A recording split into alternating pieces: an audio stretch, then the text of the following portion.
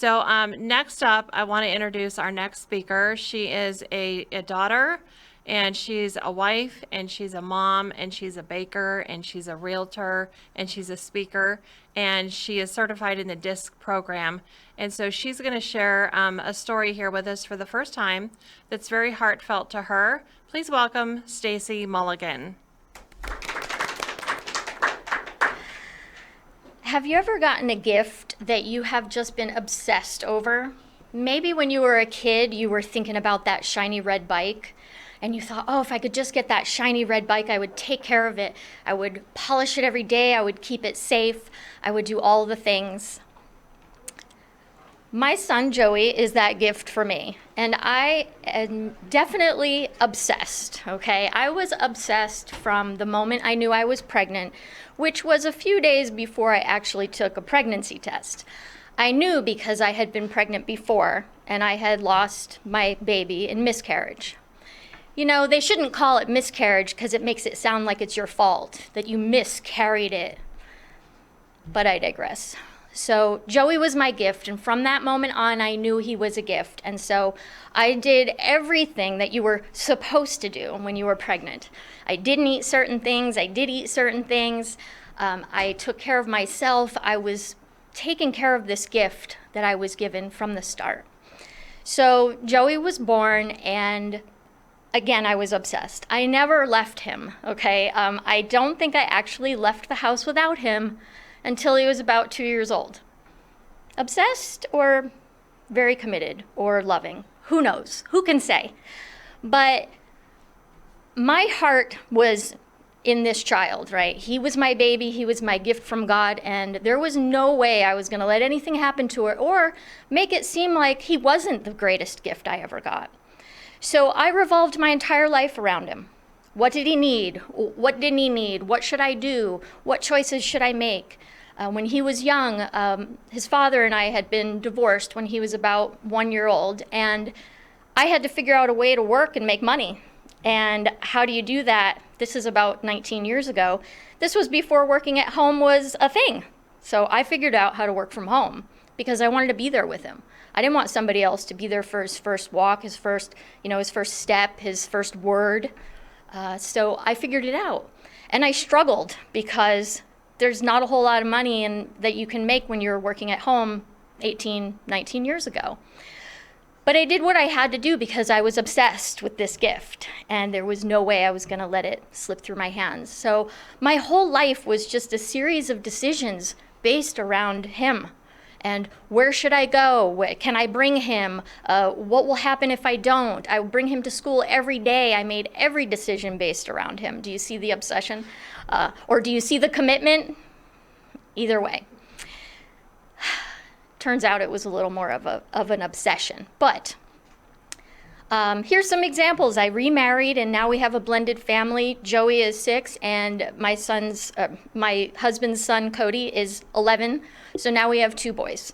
I still make all the decisions around the kids, always. Oh, do you want to go to that movie tonight? No, tomorrow's the first day of school. I want to be there to tuck them in. Tuck them in, 6 and 11. I don't care.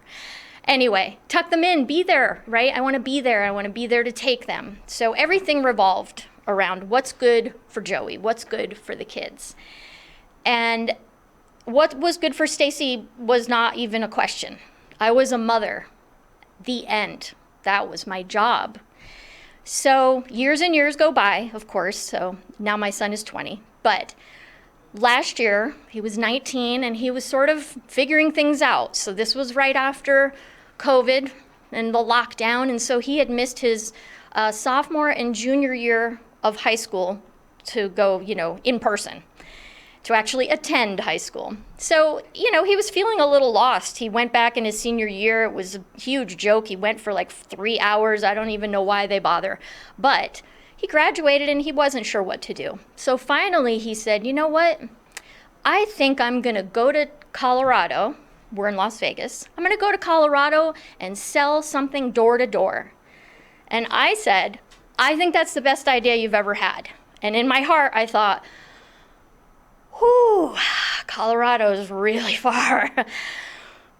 What am I going to do? but my job was to prepare him for the world. So I said, this is a great idea. I think this is the best idea you've ever had. Better than trying to learn this or going to college. This is real life, and you're going to learn, and you're going to come back a new man. And so, of course, God's timing is God's timing. And I think sometimes he has a sense of humor, or he's a little mean, however you want to look at it. But I turned 50 that year in January, and my husband wanted to take me to my favorite place in the whole world, Maui. It's true paradise for me, and I loved it the last time we went. So he had planned this trip for April. He gave it to me in January, and we were planning to go in April. Everything was done, paid for, locked down. I was excited. And approximately 2 weeks before our trip, that's when Joey said to me, I think I'm going to go to Denver for the summer and sell door-to-door. And I said, okay, great. And I'm thinking, okay, when do you need to go? When is everyone going? And of course, he's 18, he's 19, he's getting answers from other 19-year-olds. Nobody knows the answer. When will you go? Nobody knew. So, turns out, right before we were leaving for Maui, he said, I have to leave on Sunday, on Saturday morning, and we were coming back on Sunday. Yeah, he was going to leave while I was gone. And I thought, well, I won't go. I've been there every day for him, every single day. And how could I not be there for him when he's leaving to live his life? So I contemplated, and I thought, what will happen if I don't go to Maui? And then I can be here and say goodbye to him at the door and hug him and be there. And I thought, okay, I do need to go. I need to go. I said, but I can't go unless I know that somebody who loves him as much as me will be there to say goodbye to him, at 3 o'clock in the morning when he gets on the road. So I asked my mom to stay over, and she did. So she was going to stay over the night before he was going to leave. So he didn't leave an empty house. The dogs weren't even there. So, the night before we left for Maui, which should have been a very exciting night for me, was one of the worst nights of my life. And I waited for him to come home so I could give him a proper hug, a hug goodbye. Who knows how long he would be gone? Who knows if he was going to stay? And he didn't come home until really late in our flight. We had to get up at like 4:30 in the morning, and I waited around until about 12, and I thought, I need to sleep, or at least need to try. And I guess maybe deep down he didn't come home on purpose because maybe he couldn't say goodbye to me either. So I wrote him a nice note, a note we'll call it. I started the beginning of a notebook, and I wrote him all the things I felt in my heart for him and how I wanted him to do well, and that I had every bit of faith in him that he would succeed. And I wanted him to take that with him so that when he maybe was scared or sad or lonely, he could read that and know that I loved him and that I believed in him. So I got up after I had been woken up crying all night long. Let me tell you that I'm not a crier. First of all, okay, I've cried when things are sad. I've cried if somebody dies. I've cried, in a breakup. But I didn't cry long, I cry a little and then my body's like, well, that's it. 15 minutes, that's enough. You're done. The tears dry up and I'm finished. I have no control, it's just done. So that's all the crying. This is important because what I'm about to tell you, you're going to say, wow, well, how does that happen? Is that possible? I'm going to tell you, yes, it is. So I cried from approximately 12:30 at night, that night, all through the night. I would wake up crying if I slept at all. I woke up crying. I went upstairs crying. I hugged him crying. I got in the Uber crying. A different kind of cry, not that, crying, but just tears. Just tears were coming down my face, and I had no control over it. So we get in the Uber. I'm crying in the Uber in the back seat with my husband, and my husband's looking at me thinking, are you all right? And I said, mm-hmm. And put my head down and just tears coming out like a faucet, just coming out. We get to the airport, we check in, we go through TSA, tears, I'm crying. They probably thought I was being abducted. They probably were like, what's going on with this woman? Why is she just crying? Cried all the way through the gate, through Terminal 3. All the way to sit down to go to Maui. He stopped to get some coffee at Starbucks. I was crying. I went into the bathroom, stopped crying for 1 second. I thought, well, let me put some makeup on.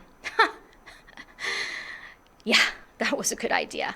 So I put some makeup on, and that way there was something else to go down my face while I was crying continuously. So we get on the plane, crying. Sitting on the plane, crying.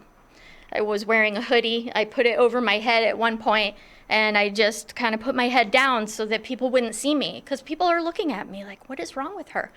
Crying. The flight to Hawaii, to Maui, is about 6 hours long. I had been at the airport for a couple hours. We were up for a couple hours, so I cried for approximately 10 hours straight.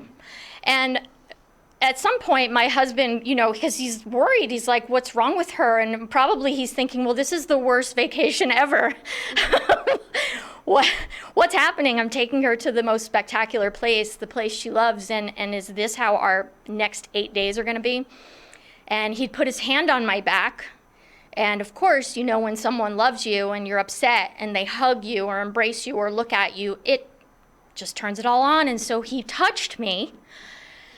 And then I was really crying. And he's thinking, I just wanted to, the poor guy, I feel so bad for him. I can't even imagine what he was thinking. So then he did that. He touched me. The tears all come out. I have to get up now and try to pull myself together yet again. Pull myself together, come back, not crying, take one look at him, crying. All the while I'm thinking, I'm crying because Joey's leaving. And I'm crying for a lot of reasons, but I didn't really know why.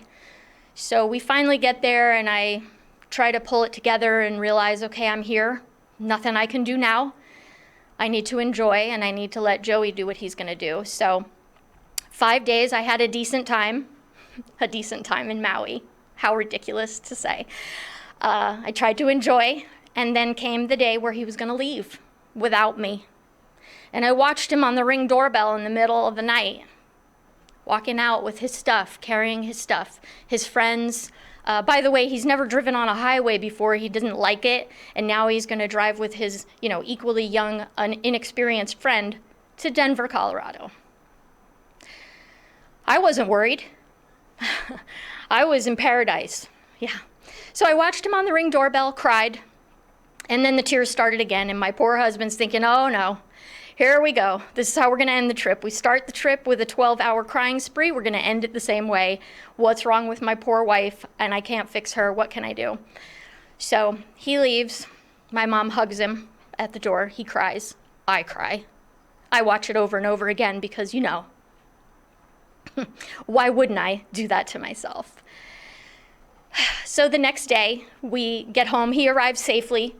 I'm at the edge of my seat all day wondering where he is. I'm watching him on Life 360 as the little car moves, and I'm thinking, oh my God, 96 miles an hour, that's too fast, don't go that fast. He finally gets there, and we come home the next night. And it's always sad to leave Maui, but this time it was really sad because now, when I went home, he wasn't going to be there.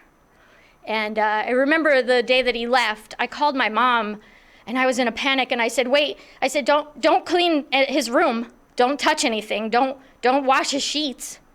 And she was like, I was going to. And I said, yeah, please don't. And I needed to smell him. I needed to smell what he smelled like. And so we got home. It was midnight. We traveled all day. It's terrible to travel, right? You get home at midnight, you wait at the airport for an hour for your luggage. It's awful. So we got home. It's dark. We open the door, and I know that he's not there. And I go upstairs to his room, and I take off his pillowcase, and I smell it, and I hold it, and I go back downstairs and go to bed. So the next day I get up and I go in the backyard and I'm sitting there trying to have some peace and figure out what does all this mean and what does this mean for my life now, and is he going to be okay and all the things. And I remember that I had been watching this bird make a nest for weeks, and it was so fascinating to watch. And so they're making this nest in this little tree we have in the backyard and working hard, and I hadn't thought anything of it. But a couple days later, after coming home to my empty nest, the baby bird was born. The baby bird hatched. And now I didn't have an empty nest anymore. So now I watched this little bird and thought, okay, this is my Joey. He's here. He's here with me. There's another baby bird. And I tell you this story not because it's sad that my son left, as I had prepared him for everything that was to come. I was ready to release him. I mean, in my heart, of course, I want to hold on to him, but I truly love him, and so I want him to succeed, and I need to let him go. And I was ready. But what I didn't know was what it meant for me. Who am I now if I'm not Joey's mom full time? I had been Joey's mom for 20 years, nonstop. I was like pushed into retirement. And although I wanted to be in retirement, I was forced with some questions about, well, who are you? And I didn't know. And I found myself lost. And I didn't even know I was lost. I was just dropped into this space where I was no longer the person that I was, right? I no longer had that identity, and that left me with nothing. So I had to figure some things out, and it was really difficult to look in the mirror and say, if you're not Joey's mom, who are you? And I had no answers to that question, none at all, nothing. And so I was lost and alone and sad, and I was sad for him not being there, but mostly I think I was sad for the person that I didn't even know anymore. I had no idea who I was, what I was capable of, what my value was if I wasn't Joey's mom. So if you've been in a space where you've been doing something for so long and your identity is in whatever you're most committed to. I read that somewhere the other day. And that's so true, because if you're the greatest at your job and you're the most committed to it, that's your identity. So when people ask you, oh, what do you do? Who are you? You say, oh, I'm a realtor, or I'm a mother, or I'm a, instructor for yoga. That's who I am. But it turns out that it's not who you are. And it's very scary to try to figure out who you really are. But you will figure out who you are. And my hope is that you ask some of these questions before you're put in the position of getting fired from the one thing that you've done forever. And that you have an idea of who you are and how you want to spread your wings and how you're going to make a difference, and that your life didn't end because that portion ended. So you usually need to give up who you were to become who you are. And I've learned in the last year or so that who I am is not even close to who I thought I was, and that I'm so much more than just Joey's mom. Don't get me wrong, I'm the best at being Joey's mom, and he agrees. But I'm still Joey's mom, but that's not all I am. And so stay true to yourself and understand that if you're going through something, that you've had a loss, that there's something on the other side that's so much better that maybe you didn't even imagine. And I promise you, it's there. Just look. Yay! Thank you, Stacy Mulligan, for sharing your heart today. We appreciate it. Glad you were here. That was great. First time I've heard that one. Was it good? People ask us Yeah. all the time, what makes a good story? We talk about authenticity, but I think also vulnerability, because that's where you get the deep, the real, And that's your opportunity to connect. Right. When you can be vulnerable yourself, whoever's listening in the audience is saying, you know what, I've gone through something like that, or I can relate to that experience. And so I'm just curious, what do you guys say when somebody says, what makes a good story? What do you tell them? That I think that then it's the connection part. Like it could empty nest. She's talking about her son, but empty nests can have so many meanings to it, right? Your spouse has left, you or died, and there's so many situations where we need to share those, like you're saying, vulnerable moments. Because we want to give hope to people, right? That just because you're in it right now doesn't mean you're going to stay in that forever. Yeah, it is. It's the transparency, the vulnerability, and it's the being honest with yourself, which allows you to be honest with the audience. I really like that message. Stacy felt like her identity had been stripped away, Yeah. but which I think we can all, like you were saying, identify with. But we are so much more than just what we do, whether it is a parent, a job, a sister, a mother, a brother, whatever it is. There's a lot to us. I also like that it's sort of unscripted. She could get up and give the same story again, but it'd probably be completely, or at least largely Somewhat different. Mhm. different. When a story starts to sound scripted or too rehearsed, that's when you risk a disconnect, I think, with your audience. So kudos to Stacy and so far all of the speakers that we've heard from today. So I have a question for you. So she's talking about identity, right? And sometimes we use our jobs as our identity. Well, I work that's who I am, like she was saying.